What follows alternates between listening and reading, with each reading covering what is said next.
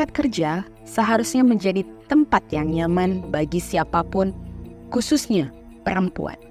Untuk menjadi model foto untuk produk kantornya. Namun kemudian foto persiapan sang istri menyebar di grup percakapan kantor. Dan Allahu Akbar.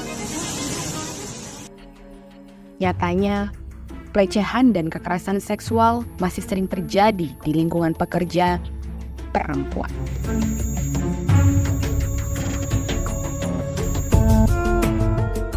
Menyangkut tentang kekerasan di dunia kerja, terutama kasus-kasus kekerasan seksual. Hanya saja korbannya banyak yang tidak speak up. Sebanyak 54,6% berdasarkan survei yang dilakukan oleh Never Okay Project, perempuan masih mendapatkan pelecehan dan kekerasan, khususnya di sektor swasta dan publik. Pernah dicium pipinya oleh atasan saat di kantor, diancam tidak akan lulus probation jika melapor. Sering dirangkul sama teman kantor, kesannya biasa, padahal risih. Setelah ngadu ke atasan, malah dikira gue yang baperan. 72,89%.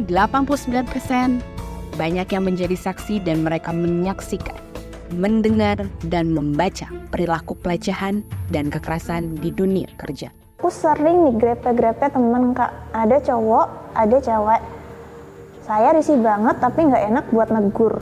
Dari hasil koresponden terhadap korban, 47,27%, korban memilih untuk bercerita pada teman di luar tempat kerja. 42,55% memilih diam dan tidak tahu harus berbuat apa. Dan 21,88% korban ingin keluar dari perusahaan. Lagi sekarang sudah disahkannya Undang-Undang Nomor 12 Tahun 2022 tentang tindak pidana kekerasan seksual yang juga sudah mengatur bagaimana jerat tindak pidana bagi korporasi untuk kasus kekerasan seksual.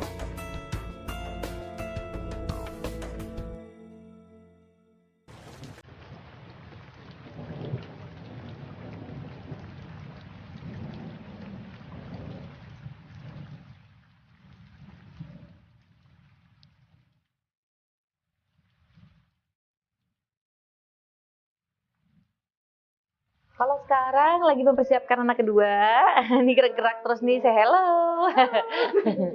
Terus masih fokus di jiwa juga, karena kan dia lagi aktifnya nih mau masuk umur 2 tahun. Masih tetap dengan kegiatan di lingkungannya karena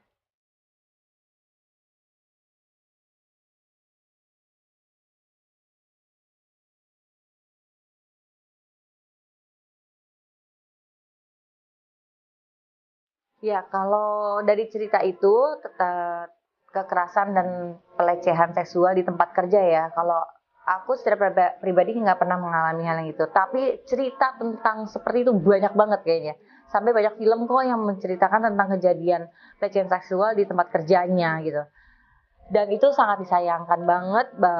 Ternyata di Indonesia itu tinggi banget angka pelecehan seksual di tempat kerjanya. Yang kita berharap bahwa tadi tempat kerja itu tempat yang aman, tapi ternyata di situ terjadi yang paling tinggi malah gitu.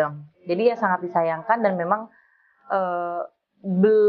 aku sih melihat di Indonesia ini belum ada wadah yang menampung kekhawatiran sang korban dan mengangkat secara real, walaupun udah disentil lewat di dunia perfilman ya, tetap aja tidak ada tindakan lanjut dan tegas dan cepat. Itu yang membuat perempuan, si sang korban ini tidak berani untuk speak up dan berpikir tidak akan ada backingan buat dia pada saat dia berbicara. Jadi akan lebih merugikan, nama baik tercemar. Menutup diri itu adalah salah satu langkah yang biasanya diambil sama si korban itu.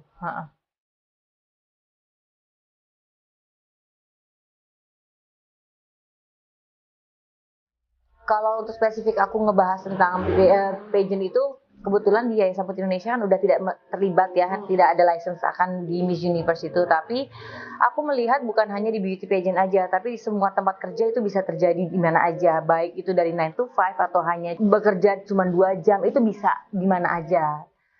Dan kenapa bisa terjadi? Karena tidak ada tindak lanjutan dari kejadian tersebut. Dan perempuan tidak diberikan tempat untuk bercerita dan ada solusi yang cepat. Itu kan sebenarnya dengan ada solusi cepat itu kan terbentuklah trustness untuk si korban dan untuk si orang, ya semua perempuan yang ada di Indonesia kan gitu. Ada tempat mengeluhnya gitu. Karena tidak ada tindakan yang cepat dan konkret, itu yang membuat kejadian seperti itu ditambah banyak dan menjadi hal yang biasa di Indonesia. Karena sudah merasa nggak ada backingan, nggak ada yang mensupport si perempuan itu kalau bercerita, tidak ada gunanya. Jadi memang harus ada pembuktian. Aku sih berharap banget ya dari pihak pemerintah untuk kasus pelecehan seksual ini benar-benar ditindaklanjuti dengan cepat sebenarnya, biar ada trustness-nya lagi di situ.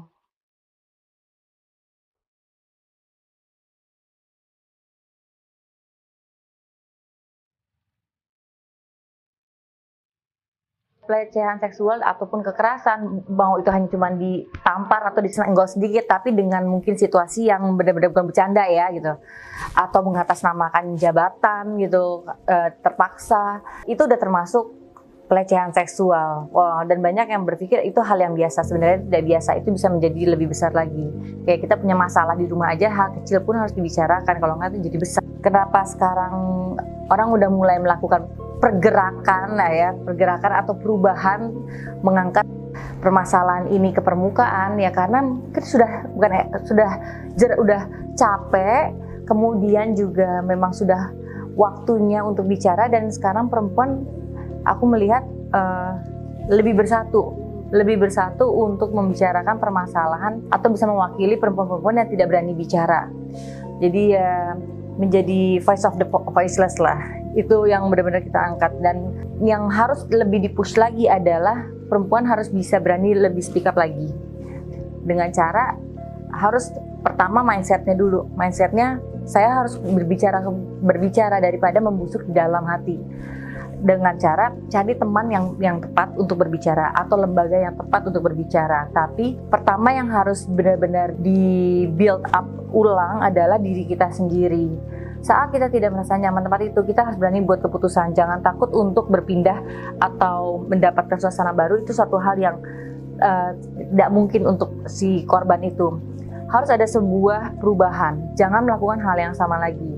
Itu pertama. Dan kedua, aku selalu bilang sih, perempuan harus bisa bela diri sih. Itu penting banget. Baik itu bukan hanya untuk kekerasan dan pelecehan seksual, tapi untuk diri kita sendiri sebagai memupuk kita untuk lebih percaya diri bahwa kita punya skill yang memang nanti kita bisa pakai gitu. Ya berharap tidak buat untuk bertengkar ya, tapi untuk self defense itu menurut aku penting sekali. Dan apalagi aku punya anak perempuan, aku akan dari awal juga aku akan masukin pencak silat gitu, atau merpati putih gitu. Pokoknya sesuatu yang untuk defense mereka sendiri, karena perempuan punya hak untuk berolahraga apapun sama seperti laki-laki gitu. Dan harus berani berbicara, karena sekarang semua berani bicara. Dengan kekuatan sosial media bisa kita pergunakan sebagai senjata juga, dan bisa kita angkat ke permukaan. Dan aku melihat ada tindakan yang bagus dari semua permasalahan pelecehan seksual, tapi memang harus lebih cepat lagi biar teman-teman kita di luar sana yang mungkin tidak seagresif orang perkotaan menggunakan digital sebagai senjatanya, tapi bagi teman-teman yang mungkin tinggal di desa gitu, benar-benar tidak berani untuk bicara, kita bisa membantu mereka untuk lebih berani lagi mengeluarkan isi hatinya, yaitu kekecewaan itu.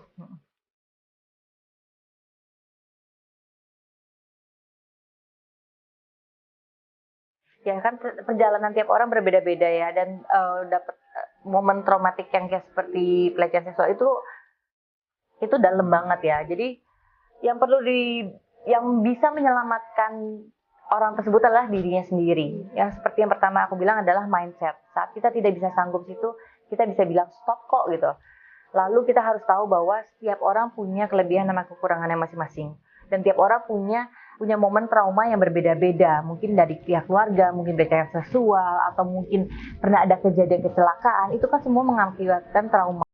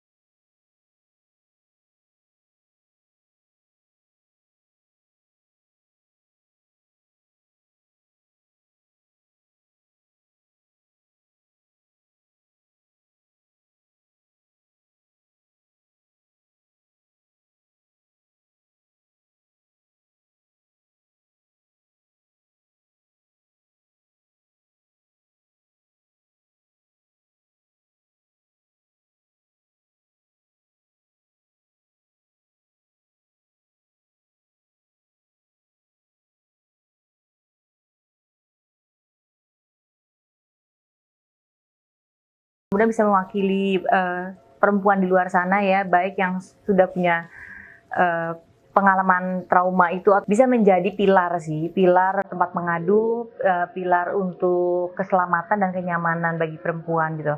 Perempuan itu harus dipeluk gitu. Perempuan itu memberikan kelembutan kepada siapapun. Mau itu permasalahan sekeras apapun, tetap perempuan akan menyelesaikannya dengan kelembutan, karena perempuan akan menjadi seorang istri, akan menjadi seorang kakak nanti, seorang adik, gitu. Tetap itu dia akan bergerak untuk memeluk gitu.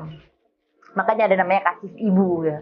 Jadi saya sih berharap undang-undang ini bisa menjadi pilar, tindakan lebih cepat, ada bentuk konkretnya, ada benar-benar solusi yang bisa dipegang dan bisa menjadi contoh untuk kejadian-kejadian yang berikutnya. Dan mudah-mudahan grafiknya pun juga bisa menunjukkan bahwa ada penurunan, bukan hanya peningkatan aja. Kalau ada peningkatan ya artinya tidak ada tindak lanjutan kan.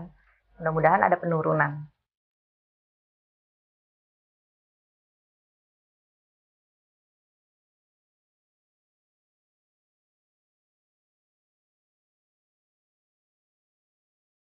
Saya rasa ini langkah-langkah maju untuk bagaimana upaya untuk pencegahan, penanganan, pemulihan kekerasan seksual di tempat kerja, agar tidak lagi ditempatkan pada persoalan personal, tidak lagi dilempatkan sebagai hal yang dinormalisasi, dianggap bercandaan.